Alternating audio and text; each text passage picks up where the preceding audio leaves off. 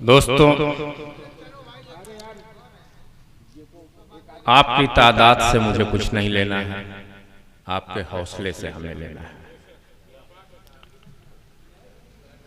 मनसबे सदारत से सरफराज, अदब नवाज, पैकरे अखलास, नजर शनास, माहिर उलूम, बहरे फुनून, इज्जत माँ वाली जनाब डॉक्टर खालिद साहब आज़मी दिल्ली, मेहमान खुसूसी से तशरीफ फरमा हमारे वो तमाम मेहमान जो अभी आने वाले हैं, उनका भी मैं इस्तकबाल कर रहा हूँ।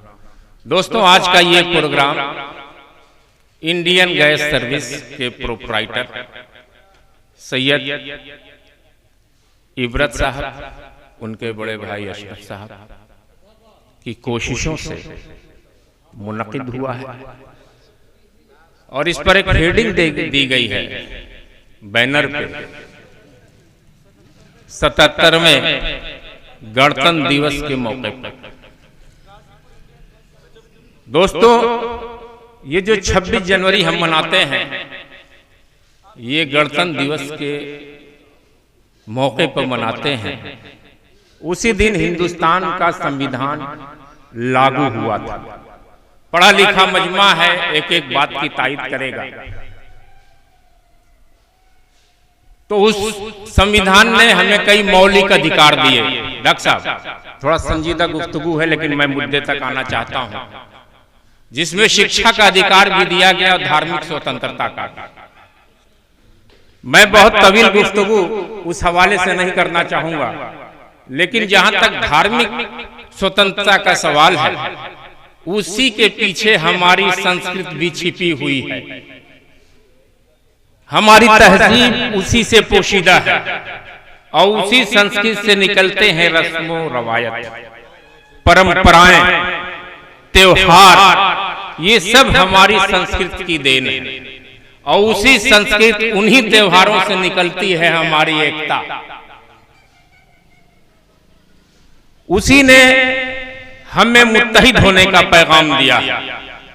आज का ये मुशायरा सिर्फ मुशायरा नहीं है, कवि सम्मेलन भी है। इस मुशायरे में जौनपुर के एक महान साहित्यकार तशरीफ रखते हैं, प्रखर जी। इस मुशायरे में बेगूसराय की जमीन से तशरीफ लाए हुए मासूमी साहब यहाँ पर। ये देखिए, ये राष्ट्रीय एकता। इस राष्ट्रीय एकता के पस मंजर में आप देखेंगे तो हमारे डॉक्टर साहब जो खालिद आज़मी साहब हैं, इंटरनेशनल फेम की इनकी शख्सियत है, पर्सनालिटी है। ये पूरे हिंदुस्तान की नुमाइंदगी दीगर ममालिक में भी कर रहे हैं। इसी मंच पर आप प्रतिभा यादव को पाएंगे, ये भी राष्ट्रीय एकता का प्रतीक है। इसी मंच पर आप निजाम बनारसी को भी पाएंगे, इंटरनेशनल फेम का शायर, जो मेरे ख्याल से दुबई और नेपाल से आने के बाद पहली बार गाजीपुर में आया है। बादशाह राय ने जिस तरह से उसका स्वागत किया, जिस तरह से इस्तकबाल किया है, उसका वो मुस्तहक भी है, वो यहाँ पे तशरीफ रखता है। और उसी के साथ तशरीफ लाई रीना तिवारी, ये भी राष्ट्रीय एकता हमारी। तो हम सिर्फ मुशायरा नहीं करते हैं, हम कवि सम्मेलन भी करते हैं। हम सिर्फ शायरों को मदऊ नहीं करते हैं, बल्कि कवियों को भी आमंत्रित करते हैं। और ये काम हमारे बादशाह राही ने किया है, अशरफ साहब ने किया, इबरत साहब ने किया। ये जो हमारी तहजीब है, मिला जुला जो कल्चर है, इसी को हिंदुस्तानी तहजीब कहते हैं। मैं दर्शन सिंह का इस्तकबाल जब मैं देख रहा था, ये 4 मिसरे में जहन में आ रहे थे कि बुरे किरदार वाले को यहाँ हैवान कहते हैं, बुरे किरदार वाले को यहाँ हैवान कहते हैं। खुलूसो रहम हो जिसमें उसे इंसान कहते हैं। जहाँ हिंदू मुसलमान सिख ईसाई रहते हैं मिलकर, जहाँ वालों उसी धरती को हिंदुस्तान कहते हैं।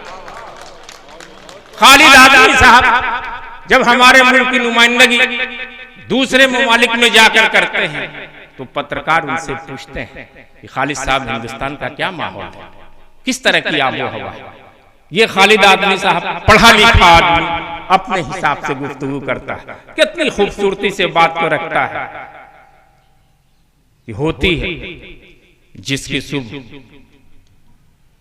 भजन से अजान से, होती है जिसकी सुबह भजन से अजान से, रिश्ता हमारा है उसी हिंदुस्तान से। होती है जिसकी सुबह भजन से अजान से, रिश्ता हमारा है उसी हिंदुस्तान से। मजहब अलग ख्याल अलग, बोलियां अलग, रहते हैं लोग फिर भी यहाँ इत्मीनान से। ये हमारे मुल्क की तहजीब है, ये हमारे मुल्क का सामाजिक ताना बाना, ये हमारे इंसानी रिश्ते हैं। रीना तिवारी अभी गई थी खरगोन के मुशायरे में, पत्रकारों ने उनसे पूछा कि आप नई नई शायरा हैं, आप तो हिंदी से उर्दू में आई हैं, आपको कोई दिक्कत नहीं होती? उन्होंने कहा कि मुझे कोई दिक्कत नहीं होती, जितना मुझे प्यार कवि सम्मेलन में मिलता है उससे कम प्यार मुझे मुशायरों में नहीं मिलता। क्या खूबसूरती से वो अपनी बात कहती है कि रस्म रवायत आज भी जिंदा है हमारी, रस्म रवायत आज भी जिंदा है हमारी, मिल्लत मोहब्बत आज भी जिंदा है हमारी। होली दिवाली ईद मनाते हैं मिलके सब, साझा विरासत आज भी जिंदा है हमारी। ये हमारा हिंदुस्तान है, ये हमारा कल्चर है, ये हमारी तहजीब है।